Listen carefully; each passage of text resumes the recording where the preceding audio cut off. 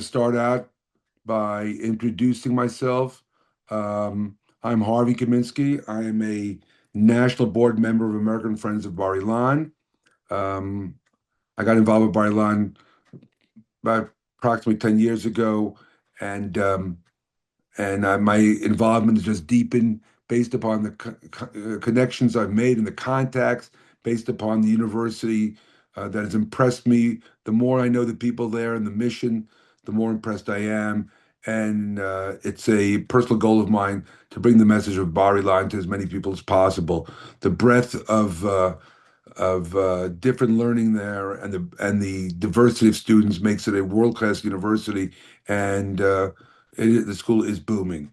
So I wish everybody good afternoon, and I'm happy that you have all decided to attend today's webinar on the evolving Mideast energy landscape, which is incredibly relevant these days and resonates with many, many people. The different developments in the past few weeks and even day to day in the Middle East can reshape the global energy picture.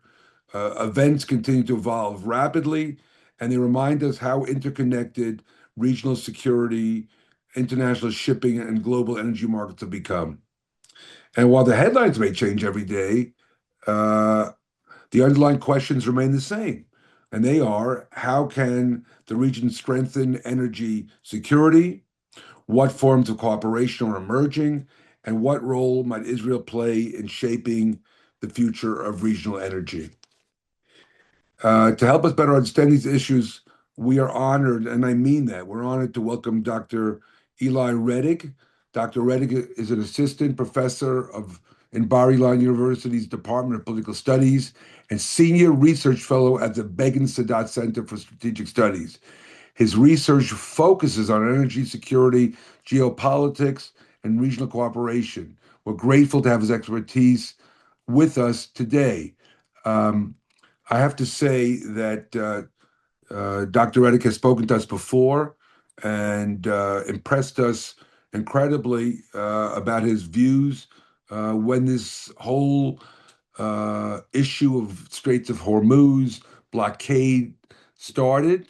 I'm sure he'll share with us how the situation has evolved. Today's conversation will focus on three key areas: Israel's role in securing oil transit routes between the Gulf states and Europe, Israeli production and export of natural gas, and cross-regional renewable energy cooperation. For everybody in the audience, we will leave time for audience questions at the end. So all you need to do is submit your questions throughout the program using the Q&A feature on Zoom. And if we don't get to it, we'll try to get to it. But if not, we will get to it after we're done and try and respond in a timely fashion. So with that, I want to welcome Dr. Rettig, who I feel I could already call a friend. Um, and It's a real pleasure and an honor. And we're going to start this off really by me asking him a question. Okay. And I think the question on everybody's minds relates to the Straits of Hormuz, which has been viewed as one of the world's most critical energy choke points, with the assumption that any disruption there could send shockwaves through global oil markets. But Dr. Rettig, you've argued that the region's energy infrastructure is evolving in ways that may reduce that dependence over time. Can you please explain what's changing, what's happening these days in the last, week, and just give us a feeling on your theory that it's not quite as indispensable to global energy security as many people still believe, Dr. Rettig. Sure, happy to do that. Thank you very much, Harvey. Thanks for that warm introduction, and I'm happy to be here again. And thank you to Jacob, to Allison, to all of the American friends of Bar-Ilan University for setting this up. I'm happy to talk to you every time that there's something related to energy, which is often. We tend to ignore energy unless it's too expensive or gone. But then when that happens, everybody wants to know about energy. So. I'll share a slide here because we can't talk about the Strait of Hormuz and oil markets, et cetera, without showing maps. So I'm going to show the first map, and hopefully you can now see the PowerPoint presentation on the full screen. Like Harvey said, I'll start by saying the war is not over, right? We're seeing a fresh flare-up in the past few days, which are reminding us that nothing has been concluded to the end, and things might get worse. However, from the 4 months that we've already experienced, there are a few very important lessons to be learned. And some of these lessons are out of our hands, and some of them are very much within our capacity to not just overcome this crisis, but benefit from it in the long term, so long as we cooperate, so long as there is regional cooperation, specifically with Israel and with the U.S., to how to overcome this leverage, this weapon that Iran has found out that it has. So I'll start from that starting point of Harvey's question, that we were told that if Iran ever blocks the Strait of Hormuz, then it's doomsday scenario. Every war simulation game that I've played at the Institute for National Security Studies, at Begin-Sadat Center throughout the past 5-6 years, have all assumed that if the Strait of Hormuz is ever blocked, then oil prices are going to shoot up to at least $200. I heard assessments of $250. Iran itself, when it started blocking the strait, said now you will experience $200 per barrel. And you can understand why. The Strait of Hormuz is the most important strait in the world for oil transit. 21 million barrels of oil go through the strait on any given day during peace times, right? Most of it goes to South Asia, but it supplies 22% of the world's oil supply. Oil production is coming through the Strait of Hormuz. And yet, despite that, we were nowhere near $200 per barrel. So I know it's a little hard to think about it this way, but the oil market did not crash. It did not spiral. We did not have that doomsday scenario that everyone kept warning us about. And we need to understand why. I know we all experienced high oil prices and high gas prices in the gas stations. And indeed, oil prices shot up once this war started and the Hormuz Strait got blocked. But when we're looking at it proportionally, this is nowhere near where we thought things were going to be. The oil prices shot up, but they were still lower than just 4 years ago during the 2022 crisis with Russia invading Ukraine. Oil and gas prices were considerably higher. But this is just the past 5 years. Keep in mind that in real terms, right, adjusted for inflation, the oil price hike that we've experienced in the past few months is not only lower than what we had in 2022, it is far lower than what was just the average going price for oil for the last decade and a half. Since 2004, since somewhere around, and especially after the invasion of Iraq, the Iraq War, oil prices hovered from $100 above. I know it doesn't sound like that, but we have this mind where we're fixated on $100 per barrel. If a barrel of oil goes above $100, that is very expensive. But we have this mindset since the 80s that $100 a barrel, everything else in our life is much more expensive than it was 50, 60 years ago, except oil, where we all expect it to be the same price. So keep in mind that despite the fact that everything has, in terms of inflation, et cetera, since early 2000 have gone up by 30, 50% inflation, we still expect oil prices to remain the same number. When we adjust it to inflation, the price of an oil barrel throughout the 2000s was around $160. That was just the average going price. That was not a crisis. That was just how much you need to pay for oil between 2004 and until oil prices crashed back in 2014. But in general, when you look at the global crises in history, the Iran Islamic Revolution in 1979, the Gulf War, the 2000s, the Russia-Ukraine war, they all caused oil prices to go higher than the biggest disruption in the history of the global oil market, which is 20 million barrels of oil every day that didn't go through the strait. Much more than all of these crises combined. All of them combined did not take out 20 million barrels of oil per day, and yet the price of oil was lower. So we need to understand why that happened and why the lessons that we can learn from that can really benefit us going forward and make us realize that the Strait of Hormuz is not going to be as important as we thought it was, or at least in our mind, in the past 2 decades. And again, where Israel can cooperate with this, right? So this is the baseline. There are a number of reasons why oil prices didn't shoot up to $200, $250, not even $150. The first was that our current oil market is awash with oil. The months leading to the war in Iran, there was an oversupply of oil. There was too much oil in the market that nobody had any use for. There was so much oil that tankers were just floating around, especially Russian tankers, with oil that nobody wanted to buy, A, because Russian oil was under sanctions, and B, because there was just no need for all that oil. The IEA, the International Energy Agency, back in February, right, so a month and a half, a month before the war, said that right now, every single day, we have 4 million extra barrels of oil that we don't need that are being produced, right? And overall, there were about 400 million barrels of oil that were just there, out there in the market when the crisis began. So the market was very, very well prepared for this major disruption. One of the main reasons, other than Russia, sanctioned Russian oil, that the market is so awash with oil, is mainly the U.S. U.S. oil exports, and particularly, saved the day. The fact that 20 million barrels of oil were stuck in the Strait of Hormuz allowed the U.S. to come in and start exporting. 20 years ago, the U.S. was the biggest oil importer in the world. Today, because of technological innovation, fracking, hydraulic fracturing, shale oil, the U.S. exported oil and basically saved the market. It exported oil to Asia, to Europe. However, that came at the expense of the U.S. consumer. So you've all experienced high gas prices at the gas station, even though the U.S. did not experience any shortage of oil throughout the war. The U.S. has enough oil for the next 120 years because of hydraulic fracturing.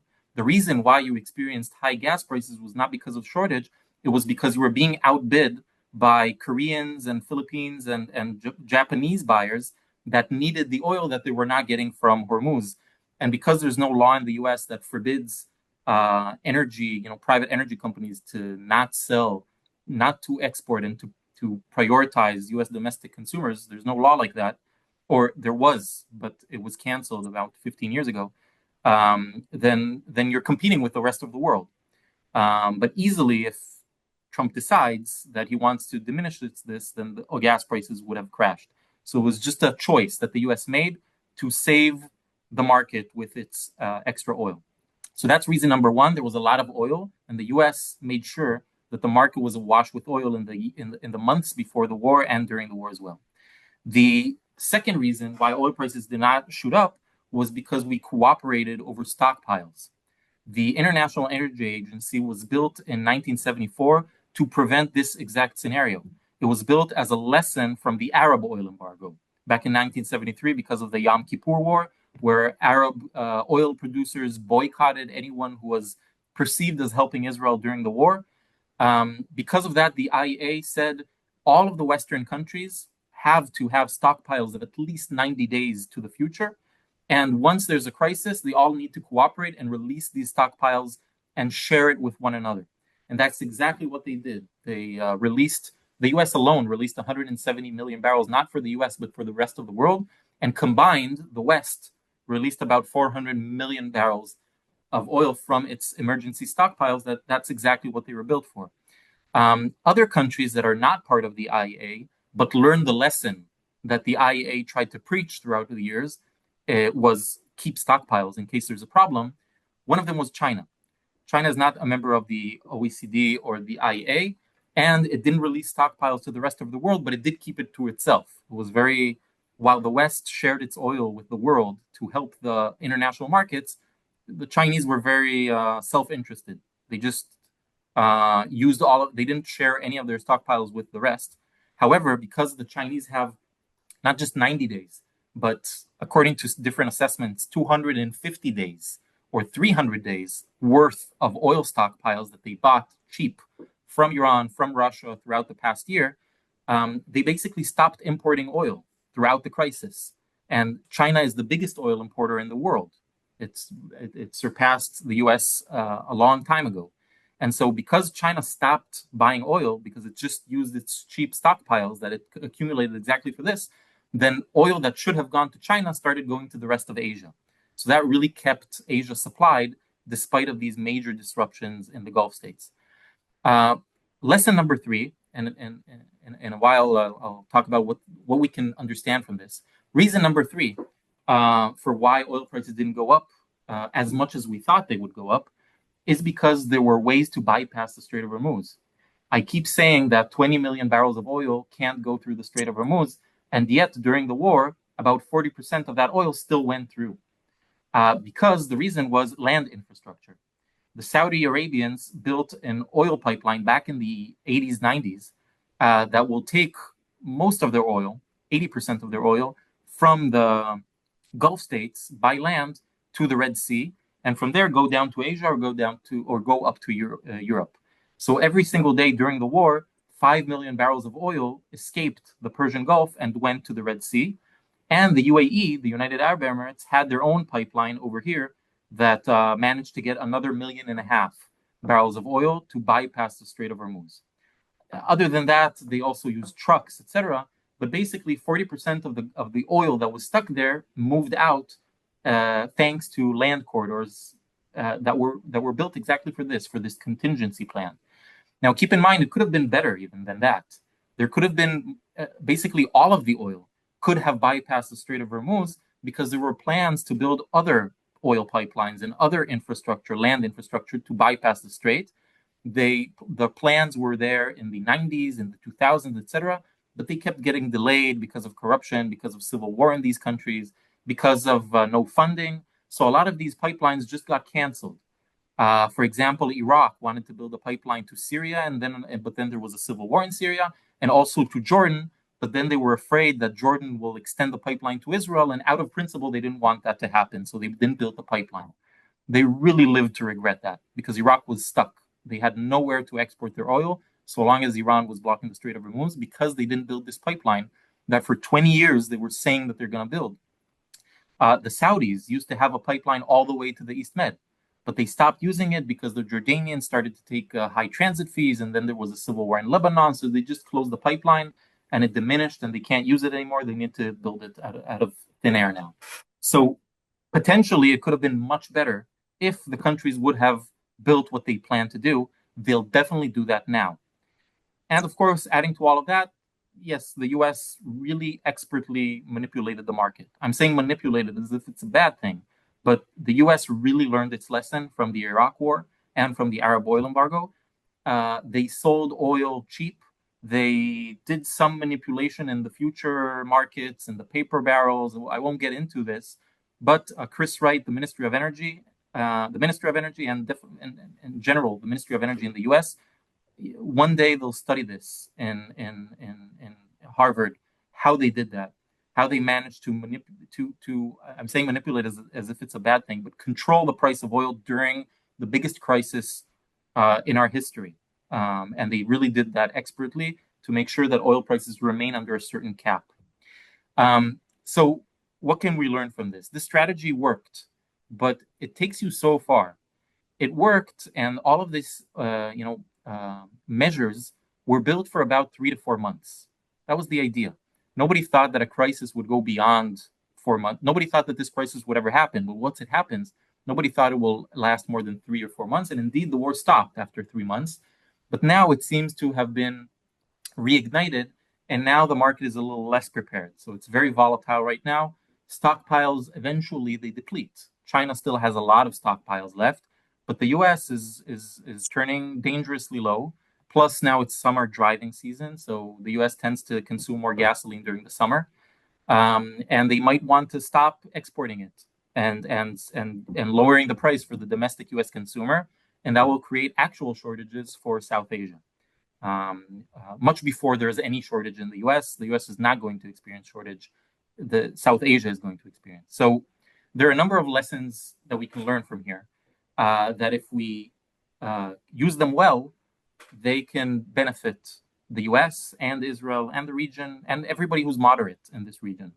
The first lesson that we got from South Asia is that dependency does not mean vulnerability. All of these countries in South Asia, India, Philippines, Japan, South Korea, Thailand, China, etc., they are all dependent on Gulf oil. The vast majority of their oil comes from the Gulf, and yet just because they were dependent on the Gulf doesn't mean necessarily that they were all vulnerable to this disruption. Japan and China are the best examples. Japan, almost all of its, 95% of its oil comes from the Gulf, and yet it was fine throughout the 4 months. Why? Because they had strategic stockpiles for 254 days, and they had enough domestic oil refineries to take that crude oil and turn it into all of the gasoline and fuel that they needed. So they didn't experience any problem because they were well prepared for the crisis. They were not vulnerable. They were dependent on Gulf oil, but not vulnerable to its disruption. The countries that were vulnerable are the ones that didn't properly prepare, those that were with very low or no oil stockpiles at all, and or they had oil, but they closed all of their refineries. So Vietnam, Philippines, Sri Lanka, Thailand, Bangladesh, they all had a problem with their stockpiles. Australia is the best example for a country that didn't have any shortage of oil, but had a shortage of gasoline. Australia is not short of oil. The problem was not crude oil.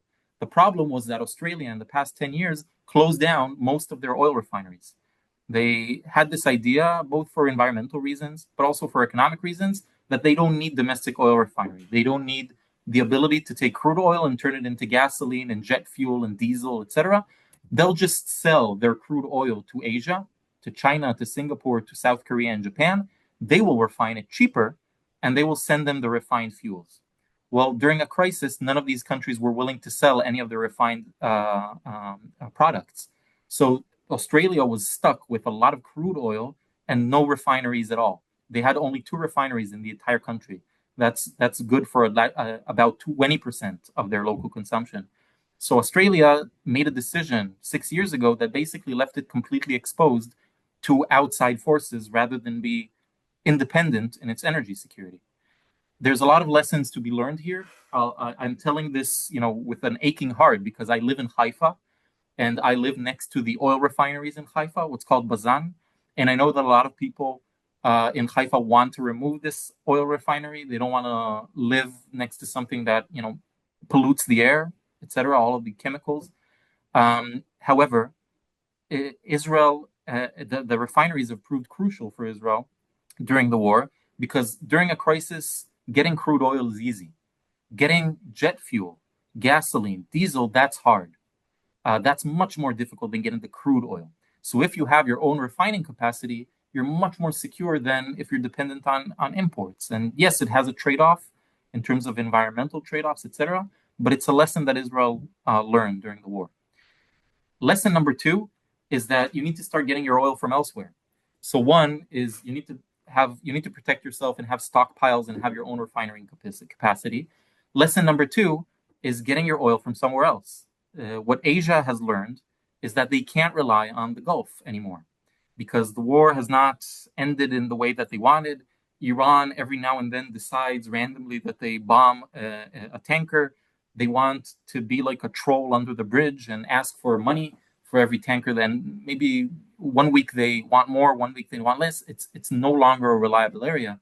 So especially Asia, China, India, the big oil consumers are now looking for oil from somewhere else. They're looking for oil from Russia. So Russia is a big winner here. But also they're looking for oil from the Americas, the US, Canada, Venezuela, Ecuador, and also from East and West Africa, a bunch of projects that were frozen until now. And now suddenly there's a lot of requests for extra oil. So as time goes by, the world will need less Gulf oil because they'll invest in new projects coming from other places, finding new oil fields in East and West Africa and in the Americas. Canadian tar sands, for example, are suddenly profitable again. And now they're flowing to the rest of the world. And so the Gulf is becoming less important than it was as this goes by.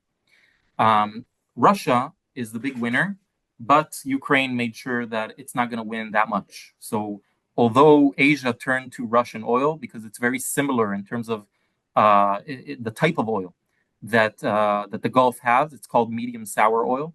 The Ukrainians started massively bombing Russian refineries to the point where Russia it has its own shortage of diesel, etc.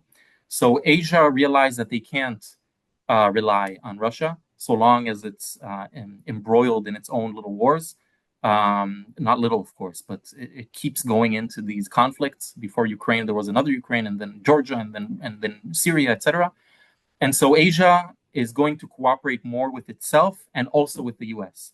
The U.S. has proven, despite all of the rhetoric that Trump has, in terms of what he does, is that he showed Asia that the U.S. is a reliable oil supplier and that it saved it both in oil and in LNG during this crisis.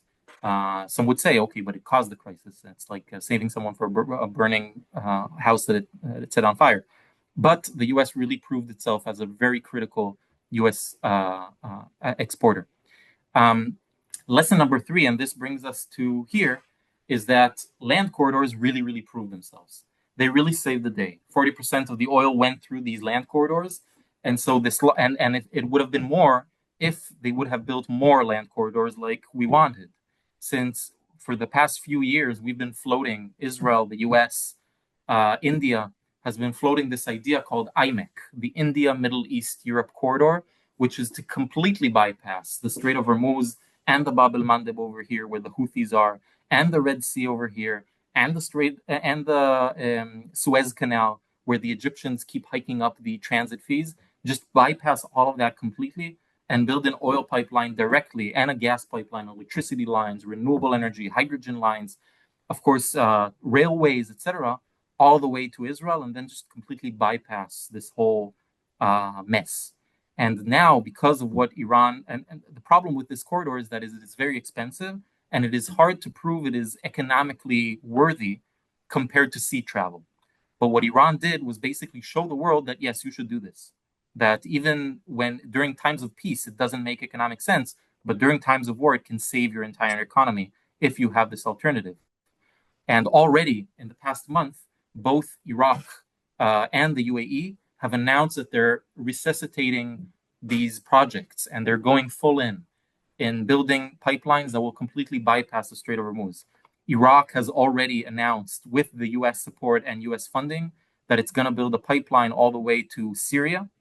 And the UAE has declared that it's going to build another oil corridor, another oil pipeline to Fujairah to completely bypass all of its oil through the Strait of Hormuz. And that's just one of many, many projects that are currently being promoted because of what Iran did. So, in other words, to summarize, the more Iran abuses Hormuz, the less important it becomes. The more it does it, the more it shoots itself in its own leg, and the rest of the region, or at least the moderate countries in the region, are going to be the beneficiaries of its kind of extreme and uncompromising strategy. Dr. Rettig, I'd like to ask you a couple of quick questions while we're on this topic. When you're discussing about the overland trade and energy, please discuss the role of politics here, because these are very nice ideas, but are these countries willing to work with Israel, and can Israel, be a helpful partner in these overland alternatives? Because this may help the rest of the world, but if Israel is omitted or left out, it won't be good for their trade, nor would it be good for, their cooperation with other countries. So how does that fit in here also? I completely agree. Here I'm gonna be a little more critical, both about Israel as well, and its need to. So I have a few more maps exactly for that, because I know the corridor question is going to come up. This corridor, there are many routes. We call it IMEC. That's how we branded it. Biden at the time, the Biden administration. But IMEC is just a name for a bunch of different corridors. It's not really a corridor. It's more like a network of railways, of pipelines, etc. And they don't necessarily need to go through Israel. The word Israel is not in IMEC. It's India, Middle East, Europe. So it doesn't necessarily have to go through Israel. It can go down here through Egypt. It can completely go above Israel, either to Lebanon or Syria, or by land directly to Turkey, and from Turkey by land to Europe. It doesn't have to go through Israel. It doesn't need to include it, right? There are different routes. Qatar and Turkey are trying to promote bypassing route because Syria, Assad has fallen. That the now Turkey and Qatar are both very excited to start using Syria again as a possible corridor and to bring pipelines through it, which is something that we couldn't do for the past 15 years because of the civil war there. Now they're banking on Ashara, who, I don't know, to tell you what's going on in Ashara's mind, how he became from a jihadist to a moderate. I hope he does. I hope he doesn't get assassinated by his jihadist partners. As happened throughout Syria's history in the past 70 years, you finally had a moderate, good leader, and then he was assassinated by a crazy, and then Syria fell into another civil war. So hopefully that doesn't happen again. We have a stable Syria that we can talk to. But the short part of that, for Israel, is that if you have a stable Syria, then things can just go through Syria and not through Israel. One of the things that Turkey is now trying to advance, for example, is a railway, kind of a remnant of the Hijaz Railway, that goes from the United Arab Emirates and Oman through Mecca and Medina and up Jordan and up Turkey, completely bypassing Israel. So if Israel continues to sleep on its nose, as we say in Hebrew, then this whole amazing initiative might completely bypass it. So in terms of if Israel wants to capitalize on this and be part of this new regional formation, this anti-Iranian new infrastructure formation, then it needs to do two things. First, it needs to normalize relations with Saudi Arabia. That I will say that's less about Israel and more about U.S.-Saudi relations and what the Saudis want from the Americans in order for them to give Israel the normalization agreement. It has more to do with that than it has with actually what Israel does or doesn't do. The second thing that Israel needs to do, and that is completely dependent on Israel's actions, is improve relations with Jordan. That is a huge problem right now. Israeli-Jordanian relations are at an all-time low, and that is critical because you can't get any of these planned infrastructure, whether it's pipelines or railroads or hydrogen pipelines or renewable energy, etc. None of this can get to Israel without going at least a little through Jordan. Right now, Jordan doesn't want to talk to Israel a lot about infrastructure initiatives. There's an all-time low in terms of trade between the two countries. Generally speaking, Jordan is like a black hole of infrastructure. There's nothing in Jordan. It's the only country in the Middle East that doesn't have an actual operating train, commercial train. It has a tourist train. It's very hard to get anything moving in Jordan. Bureaucracy and corruption, and it's very hard to get a project going there. Even if you give them the money, it doesn't go where you want to go. So it's very hard, and you need to improve the relationship with Jordan if you want to connect to the countries that really want to connect to Israel. First and foremost, the United Arab Emirates, but the other countries as well, Bahrain, etc. So you need to improve relations with Jordan. Right now, it's very hard to get, and this is on Israel as well, because if it wants to be part of a corridor, it needs to prove that it is a reliable trade partner, reliable in terms of economic reliability that doesn't change the tariffs and the transit fees, but also security, reliability, and regulatory, logistic reliability. Right now, it's very hard to get a truck from Jordan to Israel. Every single day, trucks go from Jordan into Israel. Trucks that begin in the UAE with merchandise go through Saudi Arabia, through Jordan into Israel. That's already happening. However, because it's so hard to get from the passage, the crossroad in the Jordan River in the north of Israel, between Jordan and Israel, only 200 trucks can do that a day. Because every truck that goes from Jordan to Israel, you need to stop the truck. You need to take all of anything that the truck contains, put it on the ground, check that nobody put a bomb in it, and then put it on another truck on the Israeli side. That takes hours for every truck. And so the most of the capacity that we have is about 200 trucks per day. That's nothing. If we're really looking for a trade corridor, we're talking about 50 trains a day. Here we can get even 200 trucks a day. So we need to completely revamp how we're doing business with Jordan, how we're trading with them. We need to create this is a schematic of a free trade zone where things don't stop. They just go through. Of course, you need to have very strong security coordination, etc. Every now and then, some crazy guy in Jordan starts shooting at the border, and then the border closes for a week. So you need to take, of course, you need to take that into account and find technological ways to scan these trains and trucks without stopping them. But that needs to happen, and for that to happen, Jordan needs to be cooperative with Israel, and so the relationship really needs to get better. That's problem number one in terms of how to do this, how to get it a little more reliable. The second part of this equation is what do we have that Jordan needs, right? The relationship between them and how we can kind of leverage it. Israel has gas and water, and Jordan needs both. In fact, 70% of the electricity in Jordan is Israeli gas. And a big portion of its water is Israeli water that is desalinated seawater that Israel desalinates and brings to Jordan. Without Israel, Jordan doesn't have electricity and doesn't have drinking water. It collapses effectively. And this fact has kind of saved the relationship between them. So you can say it's an all-time low. The Jordanians don't want to talk to Israel, and yet they do, and yet they meet. It's because the Jordanians are very dependent on Israeli gas and water. That really keeps the peace from collapsing. Yes, the peace is cold, but it's not collapsing because of this dependency. And so you can still hold on and hope, as time goes by, that the relationship improves, but at least there's something holding it in. And that's a really, really big, important part of Israel's relations with the countries around it, specifically Jordan and Egypt. Both of them need Israeli gas to keep the lights on.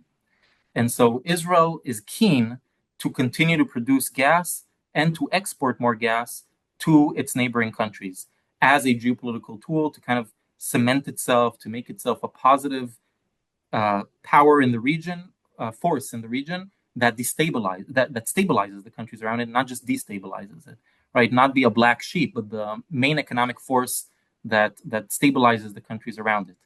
Now, there's a lot of options to do it. Israel wants to export gas to Cyprus as well and to Greece. It wants to sell more gas to Egypt. It's willing to even sell gas to Turkey with all of the problems that Turkey is creating and all of the almost genocidal things that their foreign ministry is saying. The Israelis are still willing to be pragmatic and sell gas to Turkey if it needs it and it wants it. Israel is also de facto selling gas to Syria. It's already selling gas to Syria. A big part of Syria's reconstruction is from Israeli gas.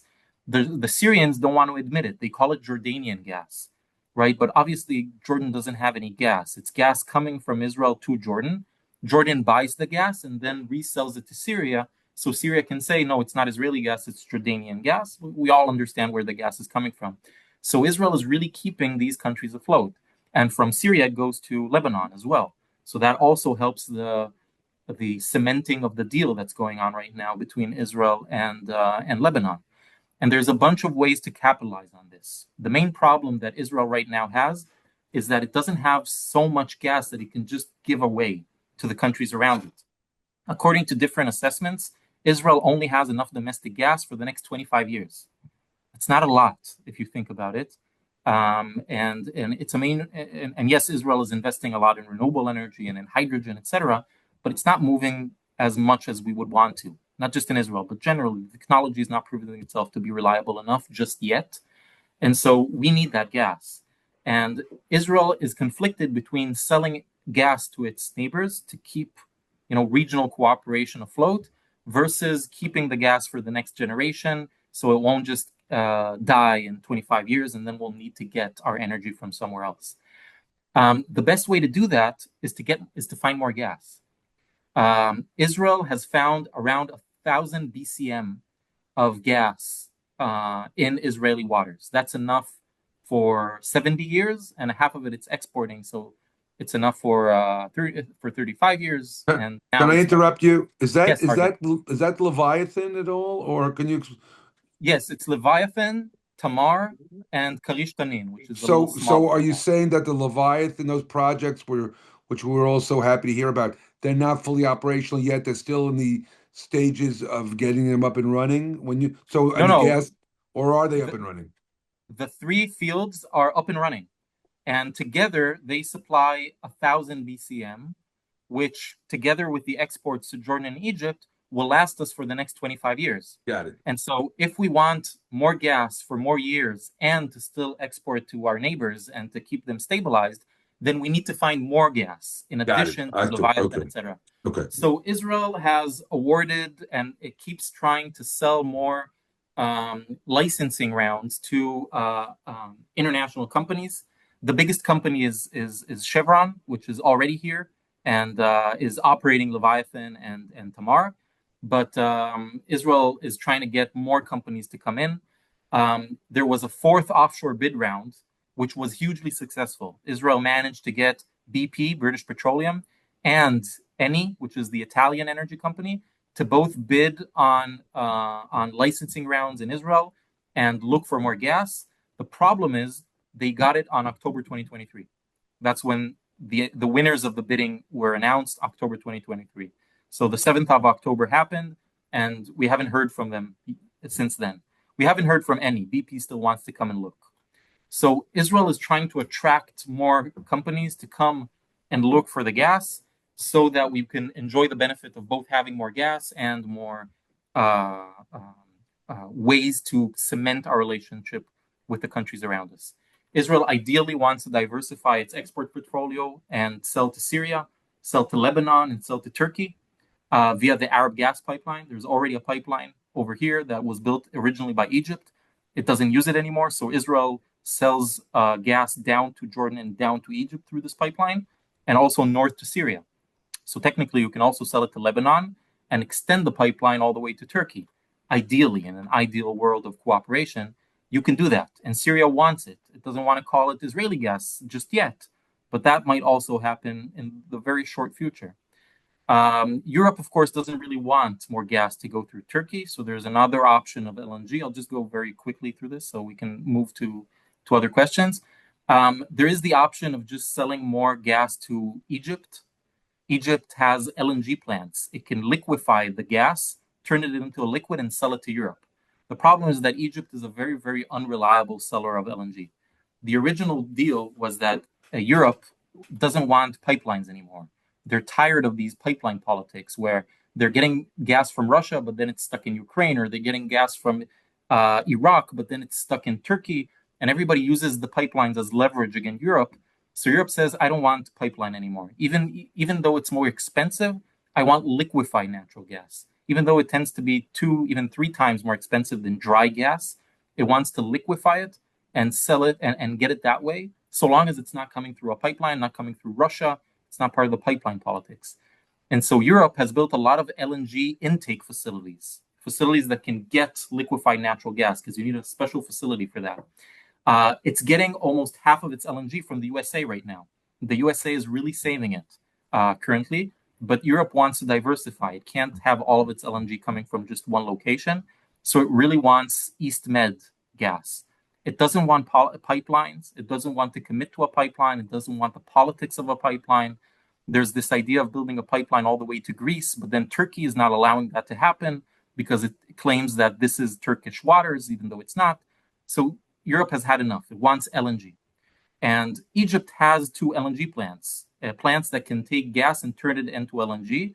And Israel signed a deal with Egypt and the European Union to sell extra gas to Egypt. Egypt will liquefy it and sell it to Europe. The problem is that Egypt is not doing it. It signed a contract and it's not doing what the contract says, because Egypt doesn't even have enough gas for itself. So every extra molecule of gas that Israel is selling to Egypt, instead of liquefying it as promised and selling to Europe, it's using it to keep the lights on in Egypt, because they mismanage their domestic energy market so much that they don't have enough for themselves. And so ideally, Israel would like to liquefy it itself, either with Cyprus, either in a joint project with Cyprus and Greece, maybe a floating LNG facility. There are a bunch of options. And this current crisis with Iran has only increased the economic logic of these options. So there are many plans also to connect electricity lines both to Jordan and to Cyprus and Greece. Right now, politics are stopping it from happening. Israel-Jordan relations are not good, and Israel-Cyprus-Greece relations are really, really good. But it's very hard to build a pipeline or an electric line from Israel to Cyprus and from Cyprus to Greece because of Turkey. Turkey, that right. is sending battleships every time that a research vessel is coming here to check the waters and understand exactly where to put the Wow. electricity line. Then Turkey sends a battleship against Greece, which is an EU member and a fellow member of NATO. Turkey sends Crazy. battleships against it to push it. Crazy. So we have a problem, and it's currently a problem that we can't seem to overcome. And so perhaps we need to start looking beyond fossil fuels and more to the realm of renewable energy. Well, let's talk about that now. Oil and natural gas often dominate discussions in the Middle East, but do you also see tremendous potential still for renewable energy to strengthen regional cooperation? And how could collaboration in areas like solar power, hydrogen, and other clean technologies, which you briefly alluded to, help reshape relationships across the region? And how do you see Israel and even Bar-Ilan University driving that innovation? So, can you discuss those type of energies and their potential? Definitely. So renewable energy has a huge role to play, especially in terms of Israel in the middle of it. So I said Israel has two main benefits to the region. There's actually three main benefits, right? So the first one is geography, right? The pipelines going through it, etc. The second is the fact that it has natural gas and it stabilizes the countries around it. But the third and the most important thing is that Israel is one of the world leaders in renewable energy, in clean tech, in water desalination technology. That they're not the only country that knows how to desalinate water. They're the only one that does it as cheap as Israel does, with as little electricity use as Israel does. Israel leads with hydrogen technology and with solar panels, etc. Everything that the countries around us want. And that is not alternative to natural gas and to oil. It's a supplement to natural gas and oil. It comes with it in our region. Our region has a different logic, and I'll share a little, just these final slides, and then we'll just go to my talking head. But this region has a different logic when it comes to fossil fuels. Here in the Middle East, renewable energy does not replace fossil fuels. It doesn't replace oil gas. It helps oil and gas. It helps us release more oil and gas to the market instead of wasting it on our own domestic consumption. What do I mean by that? The more, for example, I mentioned earlier that Israel really wants to sell liquefied natural gas to the rest of the world, to Europe, to make Israel more economically important to Europe, right? That also helps prevent boycotts, etc. But right now, none of Israel's gas is going to Europe because Egypt doesn't have enough electricity to keep the lights on. So it's using every molecule of Israeli gas.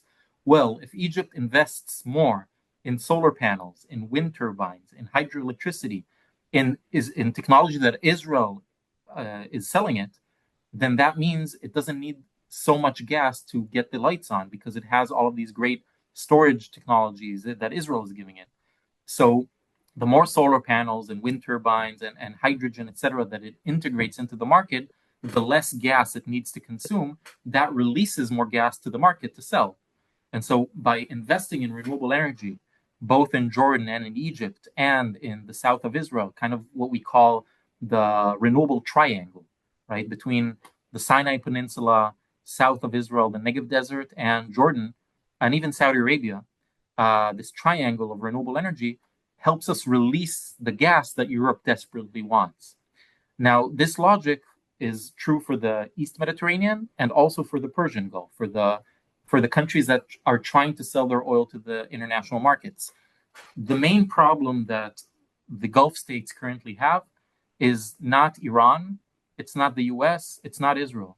The main problem that the economy, the survival of the economies of UAE, of Saudi Arabia, of Qatar, etc., relies on is their own domestic population. That's the main problem. What do I mean by that?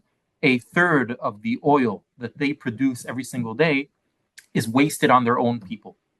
I say wasted because it is wasted. It's given for free. Part of the social contract between the king, the emirate, the emir, the prince, and its undemocratic regime and its people is you don't have a say, right? And in return, in politics, and in return, I don't tax you and I give you free stuff. I give you free electricity. I give you free gasoline. I give you free education. It's not, the Americans say no taxation without representation. Here it's no taxation and no representation, right? I'm not Yeah. taxing you. Everything is for free. And in return, you don't get representation. You just, accept us as your king.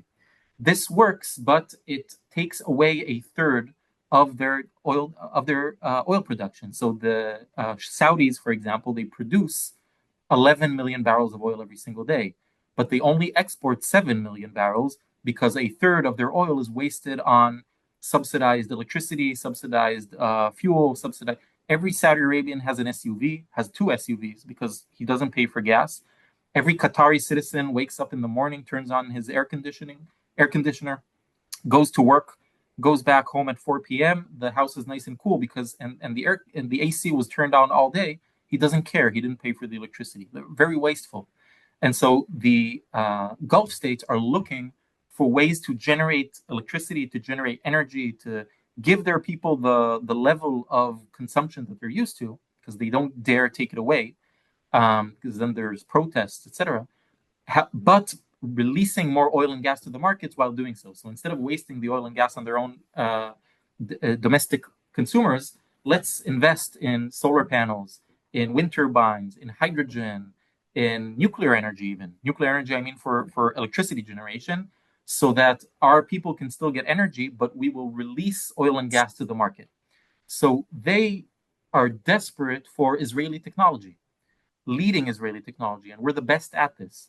We have this paradox where oil-rich countries want renewable energy, not to replace oil, but to release it to the market so they can keep selling it and survive economically for the next few decades. So their oil can be cheap and not wasted on their own consumption. And Israel has a lot to offer them in terms of clean tech, in terms of renewables, in terms of agrovoltaics and aquavoltaics, in hydrogen technology and storage technology. And here I'm plugging Bar-Ilan, but it's not a plug, it's the actual thing. Bar-Ilan has won the international tender for creating all of these labs. So Bar-Ilan, together with the Technion, has won the bid to establish the NICE Center. NICE is National Institute for Sustainable Energy, NICE, in Israel, where basically Bar-Ilan University has 50 labs and has some of the best researchers, not in Israel, in the world, when it comes to hydrogen and fuel cell technology. And we're developing these technologies that are later become a cornerstone of Israel's relationship with the countries around it, and especially the Gulf states. One of the reasons why the Saudis want to normalize relationship with us so much is not just because we're providing the geographic corridor for their energy, is because we have the technology that they really, really want. And Bar-Ilan is leading with that. So we have a huge role to play in this future. And the more that the world sees oil as a political weapon used by the Iranians, the more oil prices keep being volatile, the more the rest of the world, especially South Asia, especially India, because China has its own technologies for renewable energy and EC, India wants them. And so India also is courting Israel. We have Indian delegations here in Bar-Ilan looking at our technology, wanting it because they want to use less oil and be less dependent on Iranian oil and Gulf oil. So in the short term, Iran, if you look at the newspapers, everything is so pessimistic. And in the short term, they're using this Hormuz as a leverage and they can't be beaten and the regime hasn't fallen. In the long term, they're really helping us. They're helping us create deeper connections with the countries around us. They're helping us advance, unwillingly, right? Unwittingly, they're helping us sell our technologies to the rest of the world. And the reason why we have this technology, the reason why we're so good at this, is because we were under the longest oil embargo in history, in modern history, by the Arab states. The same Arab states that now want this technology, the reason why we have this technology is because they have embargoed us. And so we had to find non-oil solutions. So it's kind of a poetic justice where we kind of, close the circle where now they want the technologies that we invented to shield ourselves from them. So I'll stop with that, and I hope it's an I just wanted optimistic to. note. It's a thank you for such an insightful and comprehensive presentation that really answers a lot of questions that have been on our mind. I have some very interesting questions from the audience, but before we go to those questions, I'd just like to ask a quick question of you, which is the following.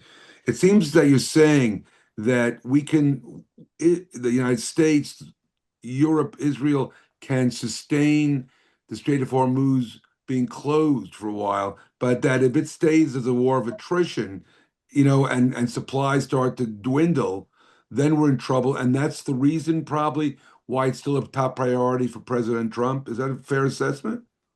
Yes, definitely. In the short term, in what's Right. going on right now, 2026, 2027, we can't afford to have the Strait of Hormuz blocked for Got long it. because the Okay. stockpiles are being depleted, etc.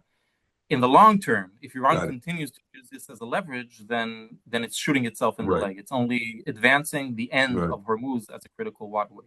Okay.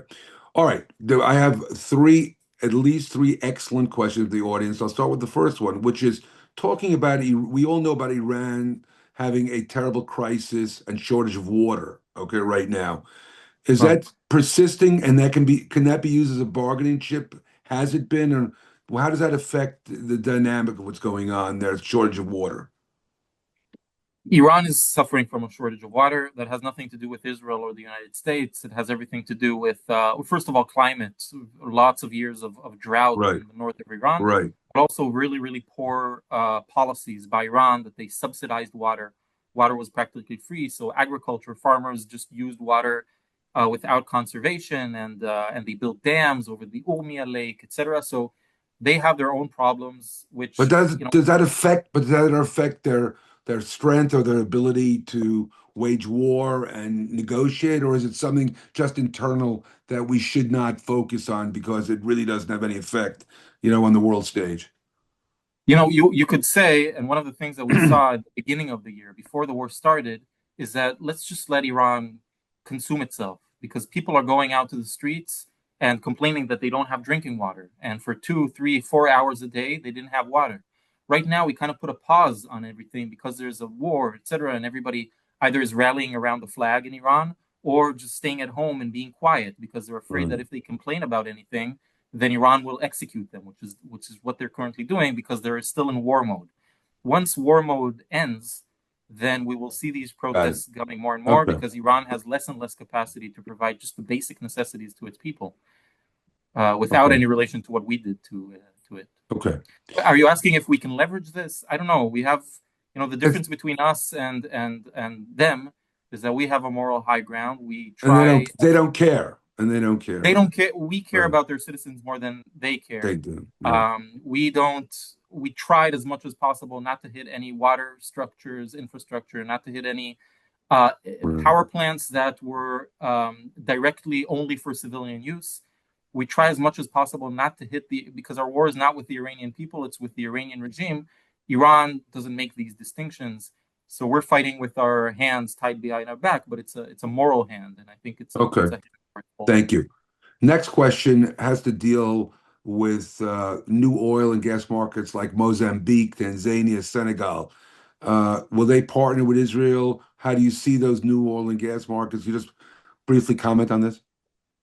Yes, you see a lot of Asian investment. So that's up to the US to decide, do they want to compete with Chinese oil companies that will come in and swoop in with and try to buy oil and gas prospects in Mozambique, etc., as the French and Italians kind of leave, or they allow China to just come in. So it's basically a kind of a competition between mainly Chinese companies and American companies. There are some European companies that are bidding for this, and it's up to the U.S. Is to be is it part of early it. stage? Is it all early stage though? Is it all early stage with these companies, or are they very developed already? Is There is some like in Mozambique. There's already a known gas field that Total, the French company, was trying to develop. There's proven gas reserves in Mozambique, but because of terrorist activities of Shabab, all of these, Total decided it's not worth it. Now, with all of this new need to get oil and gas from non-Gulf states, then we're going to see companies come back in, and then the US needs to decide, are we coming in? Obviously, nothing is just economics with these Right. countries. You need to bribe, you need to come in and give foreign aid to these countries, so they will give the tender to you and not to the Chinese. The Chinese are very good at bribing. Right. And Okay. we're also good at this, but we're not, we don't like to talk about it as much as they do. All right, I'm going to move on to the last question, which Mm. is a good question. We've all been heartened by the recent turns in Latin America, South America, how the countries are turning more to the right and more towards Israel, having excellent started with Argentina, but the dominoes are falling, and now I would say most of the countries are working with Israel and very zealous partners. So the question is there any future or long-term energy future with Latin America becoming a strategic partners? Any cooperation? Is that discussed, or are they just too far, or is it just too tenuous a relationship? Do you hear anything about that at all? Well, first of all, I agree with you. I mean, Israel-Argentina relations Uh, are excellent, are right, phenomenal. Israel-Brazil relations are just dependent on who the right. government is at But the that other moment. countries now are also moving. Now, all of them, Peru, They are yeah, Chile, Colombia. Colombia, they're all going the right way. So, do they Yes, work on energy together, or I mean, energy, and Israel is best at clean tech, energy tech, and defense right, tech. Agritech also. right, And these countries need these technologies. They need it at the level that Israel is doing.